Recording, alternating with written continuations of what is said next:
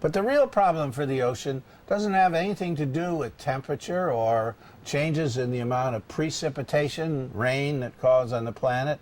It is a problem of the mere existence of carbon dioxide sitting on top of the ocean at higher and higher concentrations.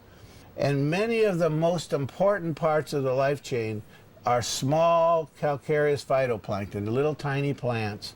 And these plants have an exoskeletal structure. That is, it's if we had our bones on the outside and our the living matter was on the inside, and that's precisely what these are. And that external material is all calcium-based. So this might look as a little complicated, but don't be worried, because what it really is suggesting is as that dotted line in the graph is showing how that CO2 in the atmosphere is causing the ocean to become more acid. And it's moving very rapidly. And the pictures on the right have come from laboratory experiments that show that when we get some of the levels of CO2 that we anticipate towards the end of this century, those phytoplankton shown in the lower right-hand corner, that exoskeletal structure starts to dissolve because of the high concentration of the acidic levels in the ocean. And we're actually observing some of that already. This problem has nothing to do with temperature rise or changes in precipitation. It is a direct result of just higher levels of CO2. Now, they've had this in the past, and what's different from the past until now is the rapid change that is occurring, and so the species are not able to adapt and adjust to the very rapid change of acidification of the ocean. But let's play with the ocean and move on to polar regions. It's always fascinated humankind, both because of the adventure to try to discover, but also the resources of fish and more recently, mineral deposits and oil and gas. Now let's look at what's happening here. We're going to show you a picture. Over in the lower left-hand corner are the dates starting about 1979. You see this pulsating, changing pattern of the ice in the Arctic Ocean. And you'll see it's like a heartbeat, getting smaller and smaller and smaller, and coming right up to the present. And let's ask ourselves, what does that really mean? Here's what's really happening. If you look over on the far left, that's what the size of that ice pack was around 1950. And as the warming of the planet has proceeded, the red line is showing you, and the red dot, the Arctic Ocean now has roughly half the amount of ice in the summertime than it had before. Now, the blue is our computer projections. Our computer projections have been very conservative. And even with those, there were people who were deeply worried about it. But here, we are now seeing a very rapid change in the reduction of sea ice in the Arctic. And this is what it looked like on September 14th.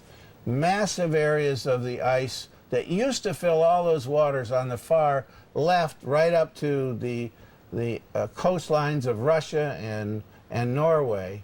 And over on the right, the open water in the Canadian side is a slightly gray-colored island structure, and we had those seaways open this past September for about 3 weeks. That occurred maybe 2 or 3 decades sooner than we would have thought from our computer analysis. So you can see that the science is often quite conservative over what's likely to happen. But here's what the projections are for mid-September, sometime in the next several decades. Peter Wadhams from Cambridge suggested it might look like this as early as maybe 2015, which is only another 7 or 8 years from now. Others suggest it may be longer, but our projections are that certainly within a generation, we're going to see an open ocean in mid-September in the Arctic with no ice. And the pathways on both sides, through the Canadian archipelago and on the Russian side, will be open up longer and longer as the planet gets warmer. And it is these satellites that we have been blessed with over the last several decades that allow us to get a global picture and an accurate understanding of exactly what's happening on global scales. These come from the United States and Europe and Japan, and they've been powerful observing systems that have underpinned the scientific work that we have done over the past several decades. Now here's one of the consequences. I hope you can see we're looking directly into the Asian part of the planet. The arrow on the far right, the red arrow, is pointing to Japan. And you can see with that opening seaway, you can go all the way to the European markets, and those markets are now 45% closer than having to go through the Suez Canal, which is the yellow line on the bottom. So the Russian government is very eager to develop that area. I've talked with Minister of Foreign Affairs Lavrov, and indicates that they're already planning to open ports, and commerce will undoubtedly start to go through there as that seaway becomes more and more open over the years to come.